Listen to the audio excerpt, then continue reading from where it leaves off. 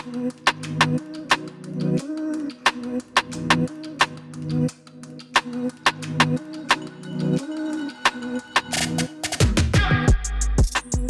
everyone to another Empathy Week session. I am delighted to have two amazing women with me here today. We have Evelyn Forde, who's the head teacher of Copthall School, and we have Julie Robinson, who's the CEO of the Independent Schools Council.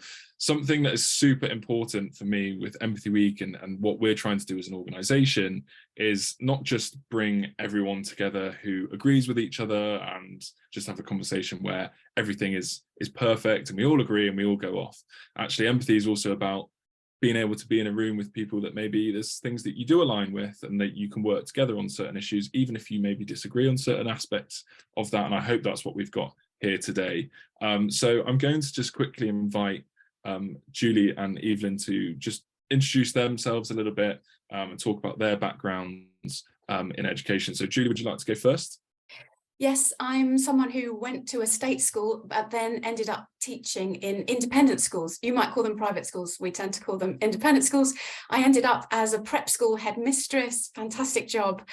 So I've been in education all my career, and I now represent 1,400 independent schools across the country through the Independent Schools Council. My daughter went to a state school and an independent school, and one of my favourite things is that I'm a governor at both an academy and an independent school, and I love them both. Amazing. Evelyn, over to you. Hi, I'm Evelyn Forde, and as Ed said, head teacher of Copthall School, which is a state school. It's an all-girls state school situated in leafy Mill Hill. I've been in education for 23 years. I've been a head for 9 years, and this is my second headship. And I've only ever worked in inner city, really kind of quite challenging schools. And I think that's because of my own experience in school, my own experience in school, by which I mean that I didn't really enjoy school, didn't leave with the qualifications that I would have needed to kind of help me on my journey moving forward. But I kind of sorted that out real quick because the value of education is so super important, as we all know. So having been in education for 23 years, I've worked in 2 girls' schools, and I've got 3 daughters, and they all went to state schools. But there is something about girls' education that is really kind of quite close to my heart. And I think we all know the reasons why, in terms of the stats, in terms of the positions that women are able to take in whichever organisation or whatever industry. So really passionate about aspirations and making sure that my girls have the same opportunities as everybody else, which will kind of be the golden thread that we talk about when we talk about the partnerships. Amazing. And I should also add, Evelyn, I forgot to say that you're also the acting president for ASCL, which is the Association of the School and College Leaders. That's correct. Yeah. So I'm not acting, I am the president. Yeah. Sorry, yeah, that's my... That's okay. So I am the president this year, which is, you know, such an honour and a privilege. And we represent over 22,000 school and college leaders. And, you know, the beauty of ASCL is that it's a broad church. And so we have state schools, we have colleges, we have independent schools, and we cross all nations. And I think that's the beauty of ASCL. The thing I didn't say, actually, is that I am a governor of an independent school. So I sit on the board for an independent school in Wolverhampton, funnily enough, and you might say, well, Wolverhampton's a long way from London, but again, that's connected to the partnership work that I do with the independent school just up the road. So so I can kind of see what happens at governor level in an independent school, and then what that looks like in terms of similarities in a state school.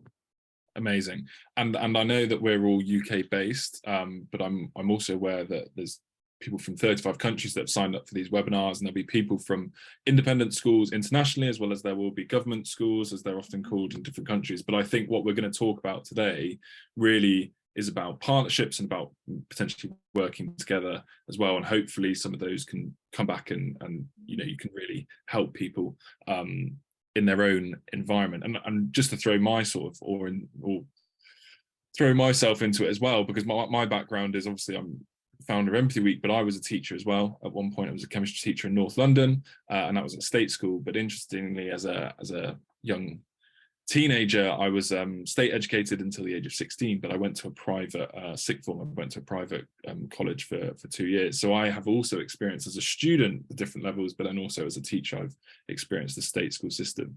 And I think there's good things from both, but I'm very much going to act as host and try and steer the conversation. And the first thing that I want to throw out there is, there'll be lots of people, and I don't know where I sit on this either as well. And that's why I'm excited to learn, that will just say, right, why is there difference? There shouldn't be any difference. We should just be sending our children to schools, and they should be educated by a mix of teachers, and there shouldn't be this divide. And I think that's the word that, sticks out for people, is there is a divide, and there is a lack of access for some, and there's more depending on money. And I know that that's something that people will be watching this thinking, okay, I'm coming to this talk with already my mind made up, maybe, on where they sit on that side of the fence. But I want to ask that question to you. Should there be independent schools, or should we just have state schools that have different variations, as we do already have? I don't know who wants to take that on first. Shall I kick off, and then Evelyn can come in? Yeah. So I think the thing to remember is that all children are different. They need different types of support, and education is at its most exciting when there's a whole range of opportunities. So if we start from the position that we want all children to have a great schooling, whether their parents pay for part of it or none of it, all children deserve a great school. So across the UK, there's quite an array of types of schools, certainly across the world. I remember when academies were first on the scene, they were referred to as independent state schools because they come under charitable status. So the schools I represent, these independent schools, it's quite easy for people, I think, to assume a sort of stereotypical idea about what they are. And I only know, because I started working in the independent schools, that actually most of them are nothing like the stereotype. A few of them are, because they're really diverse, they're independent after all. For me, my experience is that the main difference between schools which are independent and therefore run through parents' fees and state schools is that they have control over admissions, and they have more freedom over curriculum and assessment. All the rest of the issues are the same. I know of many struggling independent schools at the moment. Half our schools are primary phase. There are wealthy families and there are not wealthy families. A third of those children aren't paying the full fee. So there are plenty of families in the state system who you might describe as wealthy, and there are also families in independent schools who you might be surprised they're there. And what this means is it brings a wealth of difference across education. So by having lots of different types of schools, not just state and independent, but all the different types, it means there's more capacity and there's more specialism available, so that in the best cases, parents will have a choice of the size of school, the type of school, whether it's single sex or co-ed, and parents will be able to place their child in the school that suits that child. So I'm arguing for independent schools to coexist with lots of other types of schools, and in fact, to have plenty to do with other types of schools. So I'm seeing it as one big educational landscape with an exciting diversity across it.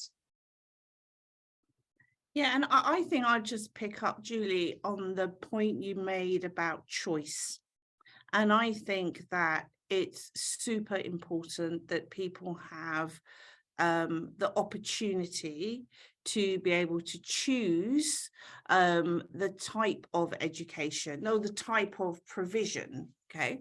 And because choice is super important, isn't it? And like you said, you know, there will be some young people that, you know, going to a massive state school or a massive independent school just isn't right for them.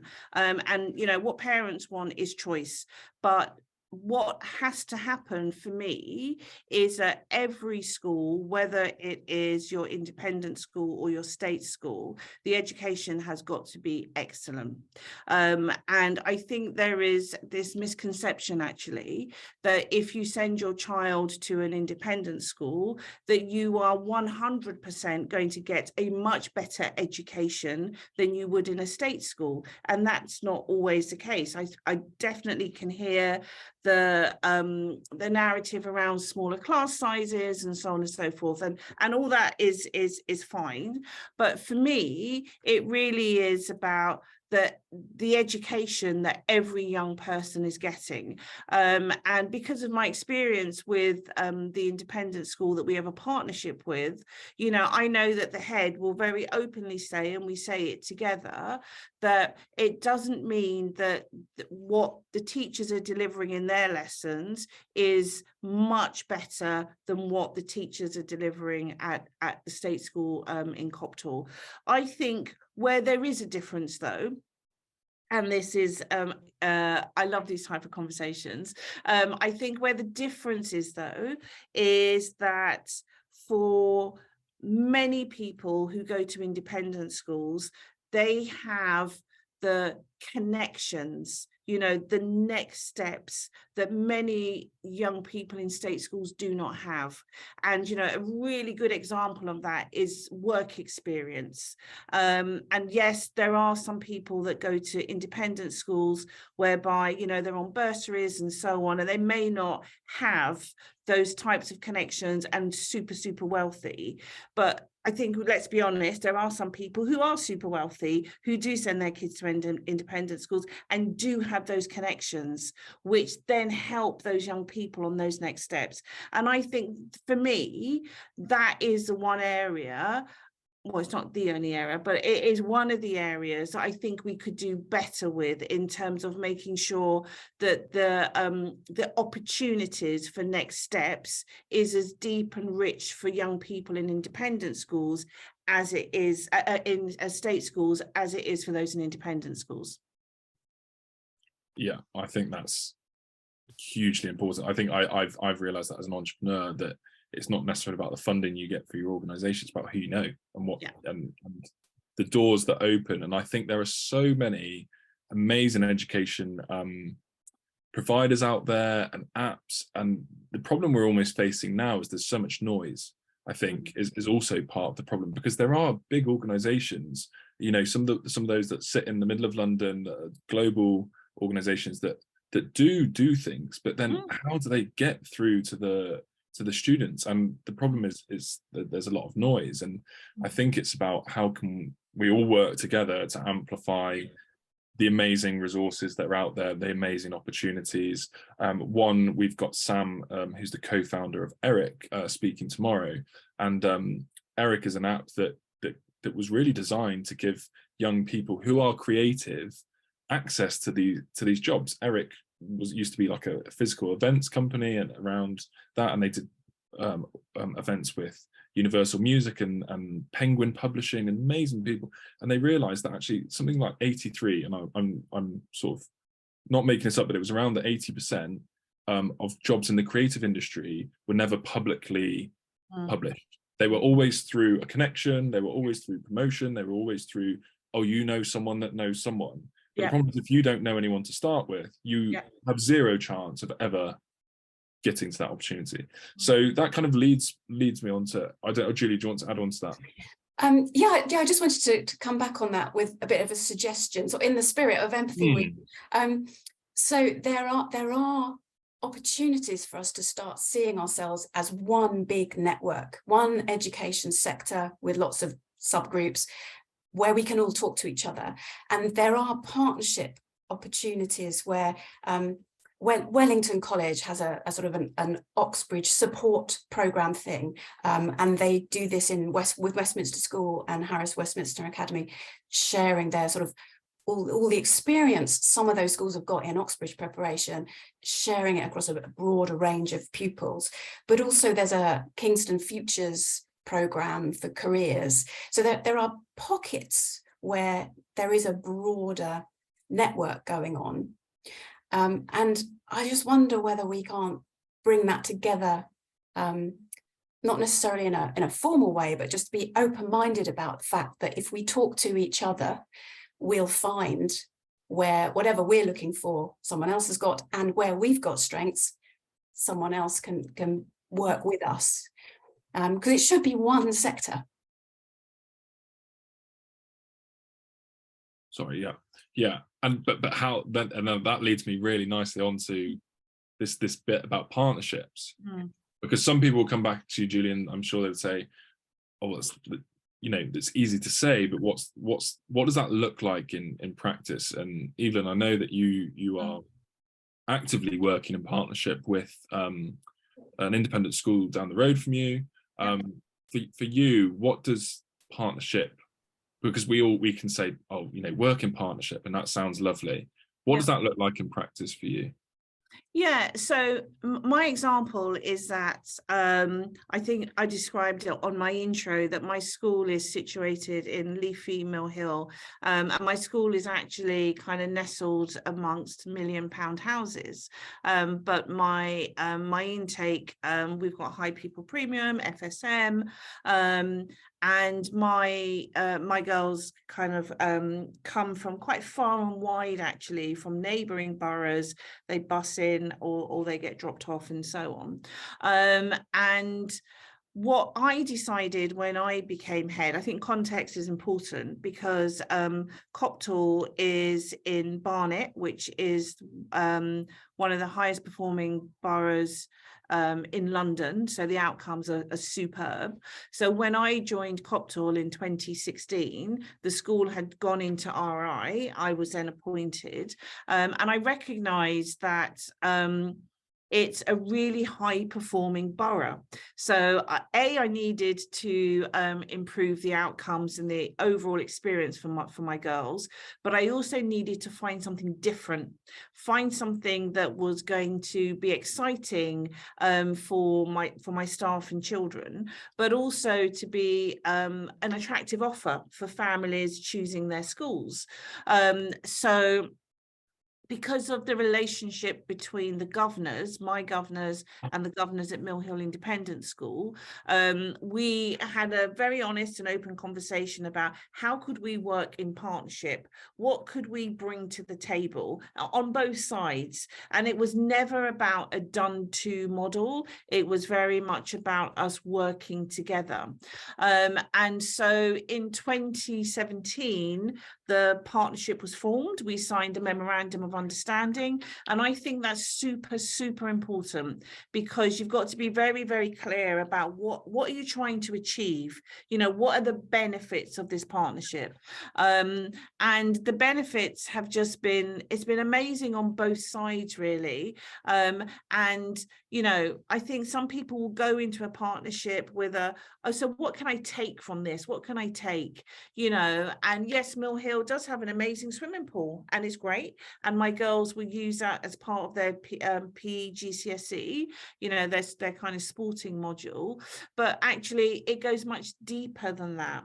And it goes deeper because we have run different types of sessions, different types of events that have got two very different groups of young people who come together. Majority of my girls are Muslim, and the demographics of Mill Hill, there's hardly any Muslim children there. That, you know, the percentage of ethnic minority children are very, very small. But to bring these very different groups of people together, who quickly realise, hey, we're just children, right? You know, we might go to different schools, and we might look different, but we can all have very rich and, you know, diverse conversations, and learn things about each other. And that's the beauty. When we ran a debate mate one International Women's Day, and it was just amazing to see, you know,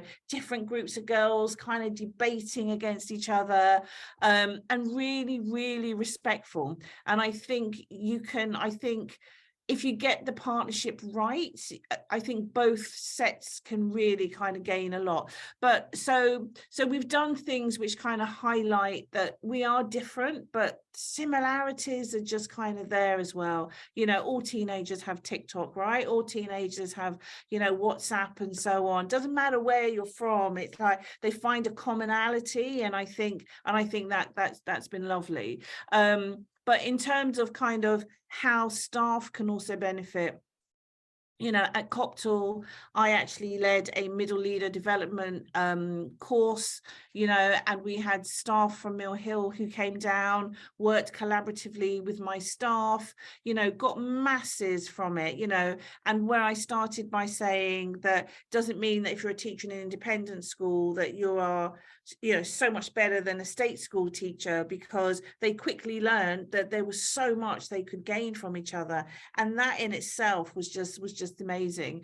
I think having your governance, you know, both sets of governors really committed to wanting to move the partnership on and on and on, I think is also really important. And what it comes down to is that children are children.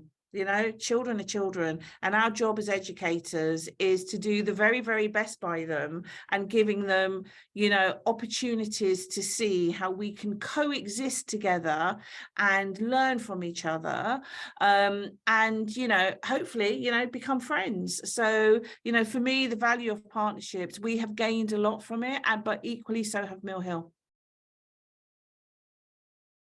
Wow, what a great example of partnership and growing. Like you said, it's not about, oh, let's do one event a year, get some photos, that have done something together, done. It is really this whole learning process. And I think the great thing that you're talking about, which links to empathy, is that you have to create environments for this to happen in the first place.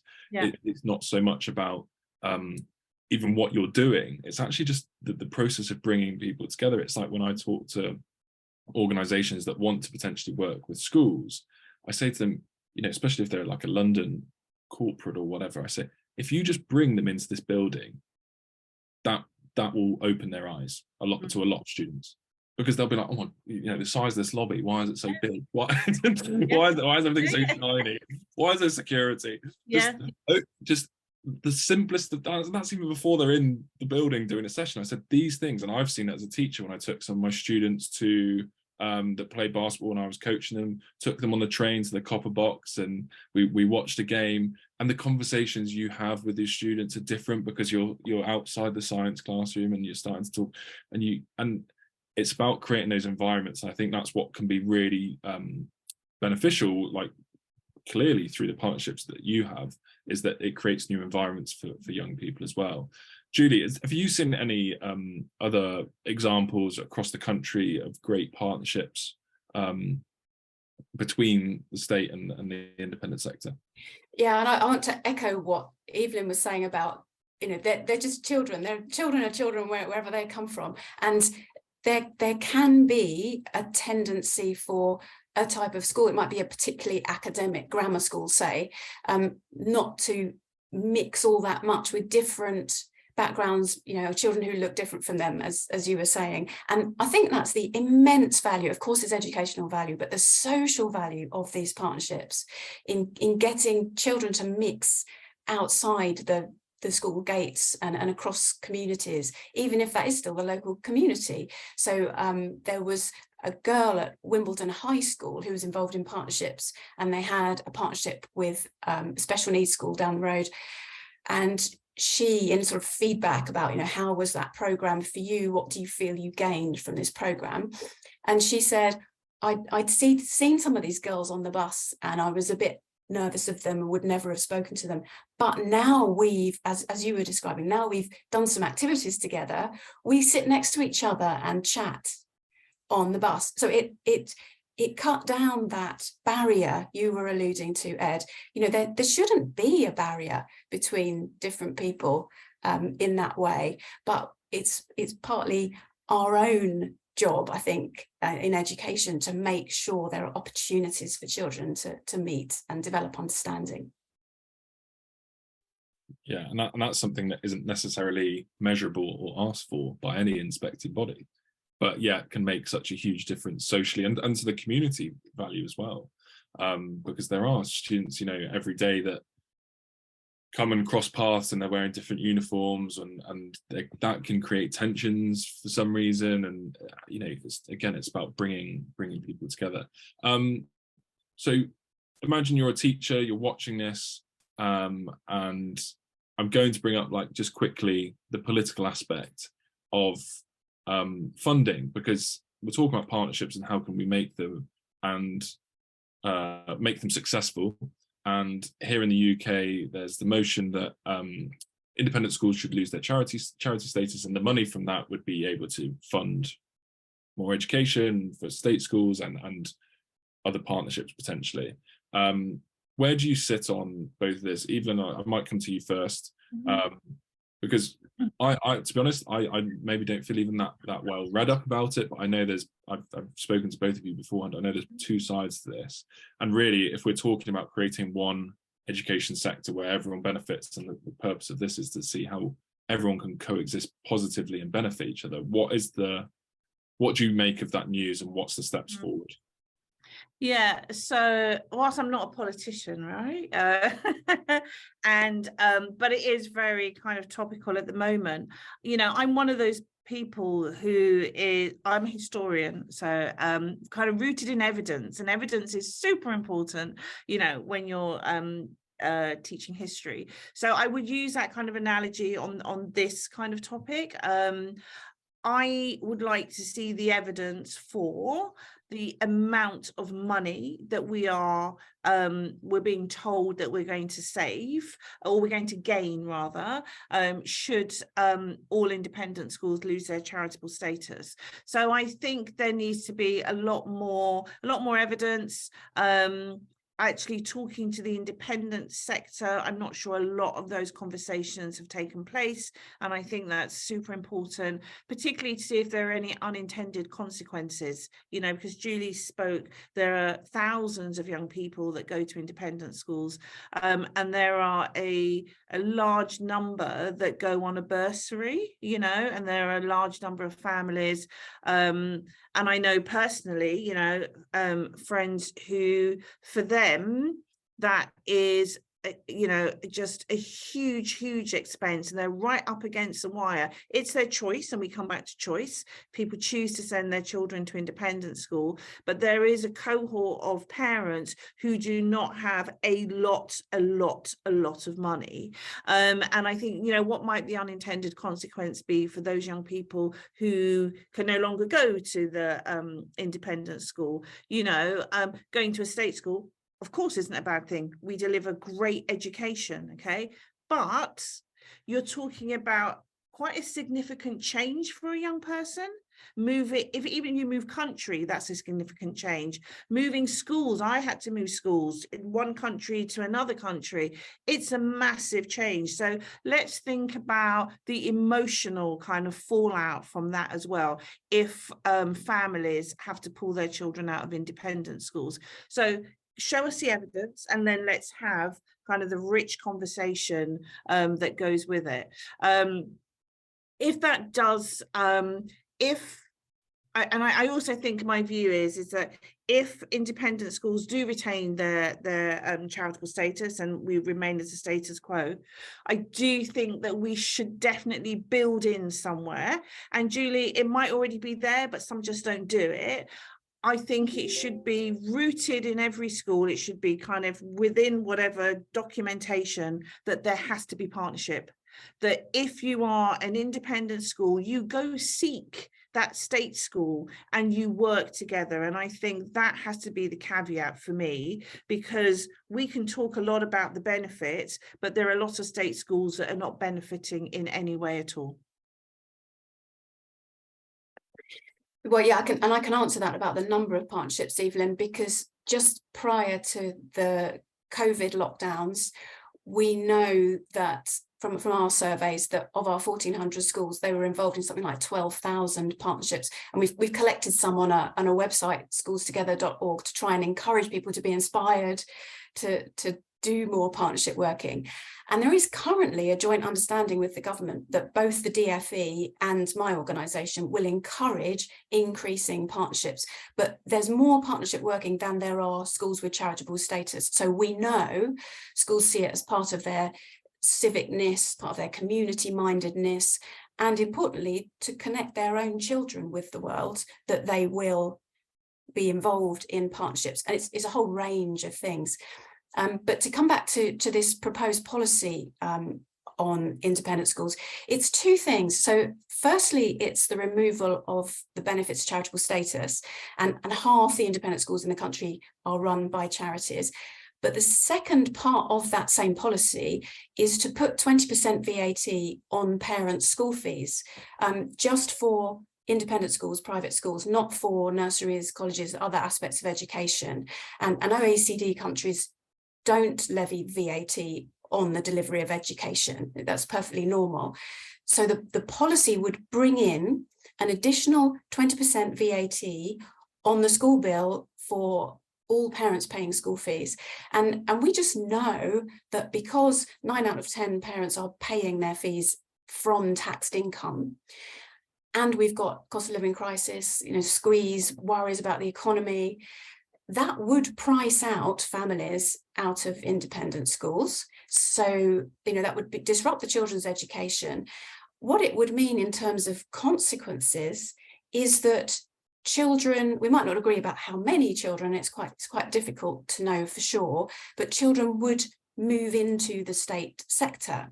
So for every child who was not only off the state school books, but their parents were paying for a state school place they weren't taking up, so they were sort of subsidising the state, that child then becomes a cost to the Treasury, and it reduces the tax take. And we think actually ultimately this would damage the state sector, because it would create more competition for good state school places across the country.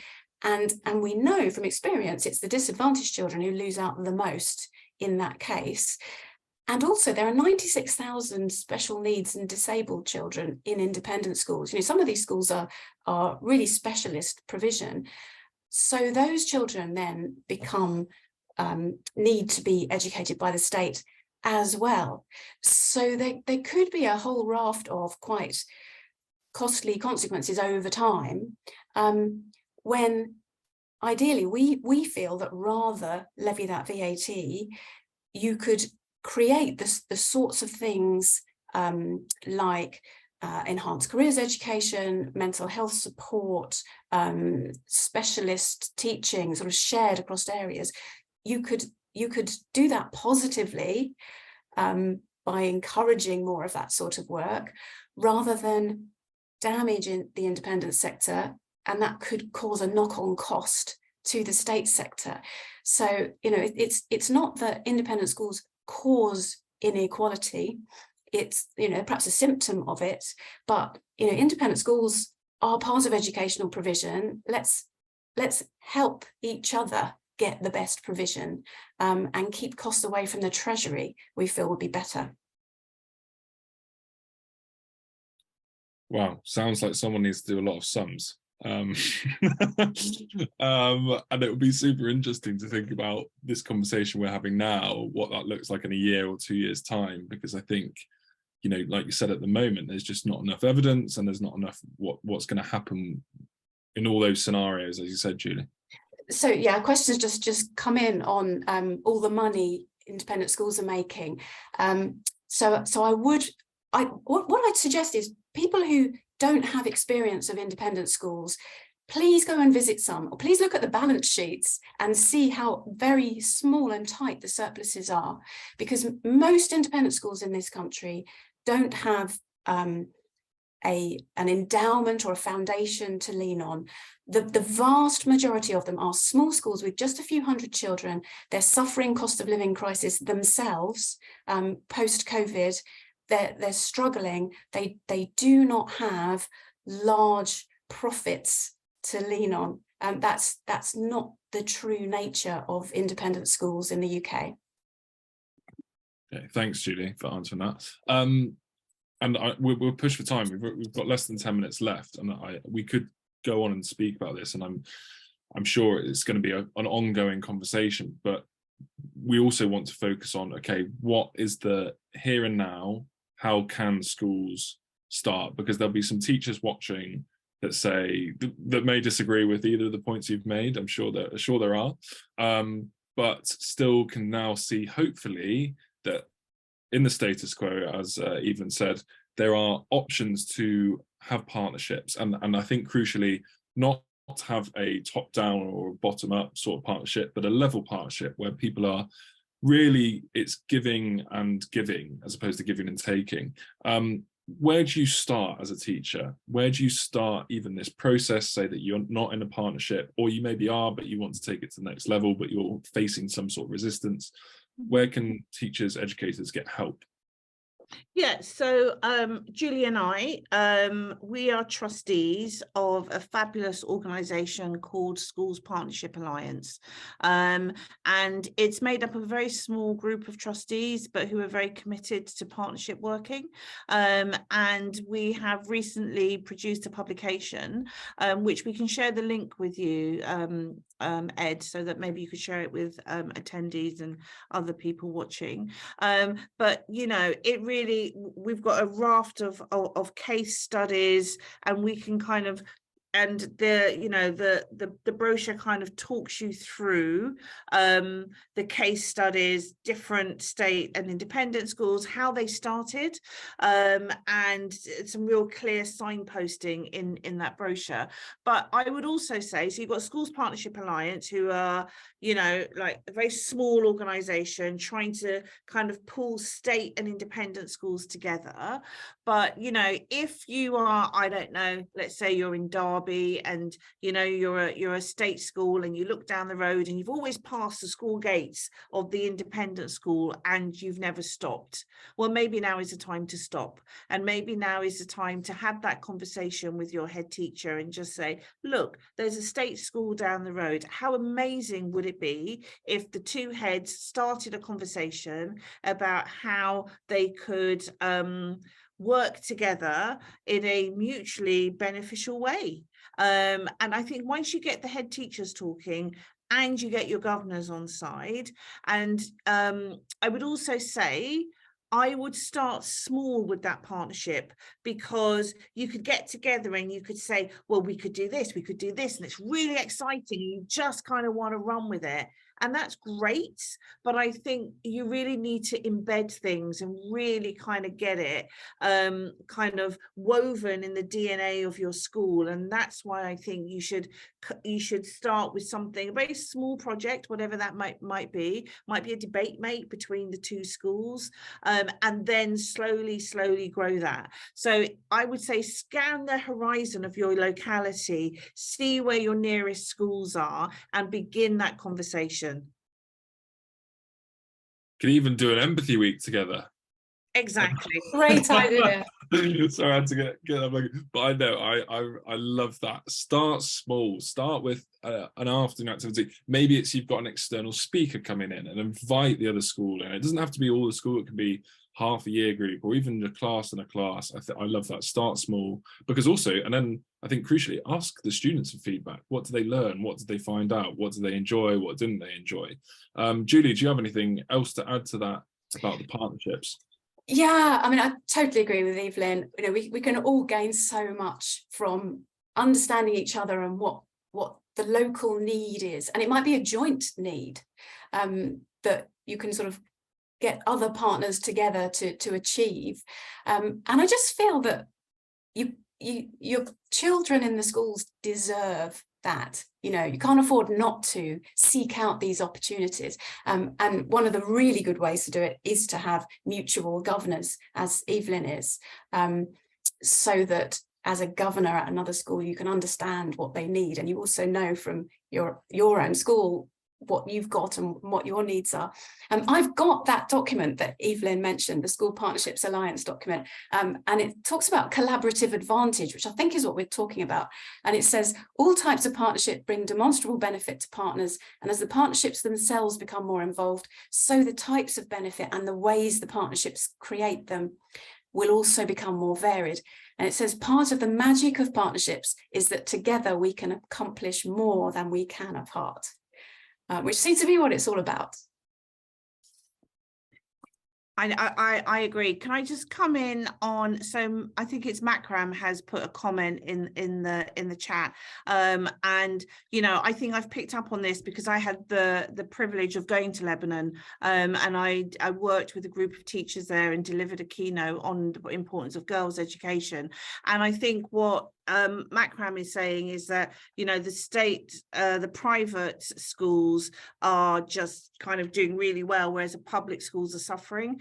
And I think, Makram, if we come back to the children, and sometimes, you know, the politicians will do what they want to do, but if there's some way that you could bring the children together from those private academic institutions and the public schools and see how they can coexist amongst each other, and, you know, how they can, you know, learn sense of empathy, learn a sense of understanding, and then at least you're starting somewhere, because sometimes when it is very political, it is very hard, isn't it, to kind of find your way through, navigate all of that. But if we just come back to the reason we're educators is because of the young children that we serve, and how can we try and make their experiences just a little bit more better.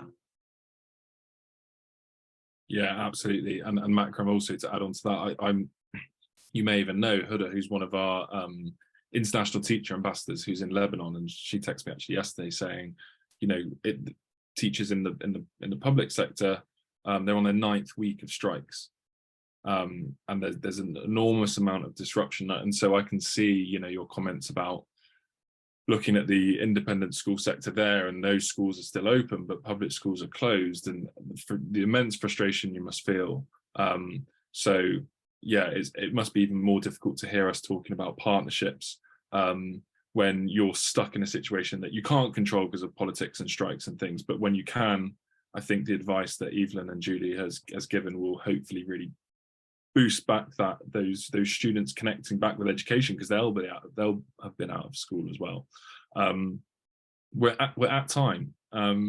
I didn't think we would ever struggle to fill time, to be honest. It's never really a problem, is it? But thank you so much, Julie. Thank you so much, Evelyn, for your time. You're both super, super busy people. And to talk about this and to try and bring a different light on the discussion as well. I think it's so easy to get to fall on one side of an argument, rather than thinking about, okay, how can we come together on things? How can we work together? And I think collaboration is key does enhance the power of everyone to be able to do good in the world and to live in harmony and to really bring education forward. And I think we're at a really tricky point in time. We were talking about it just before we came on live about teachers being exhausted and sense of apathy in schools and strikes and cost of living, and that's across the world. It's not just in one country. So as educators, we need to help each other, and I think we've heard that here.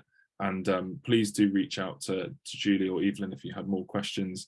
But for now, I just want to say thank you very much for being here. Thank you for being a part of Empathy Week, and we hope to see you all very soon.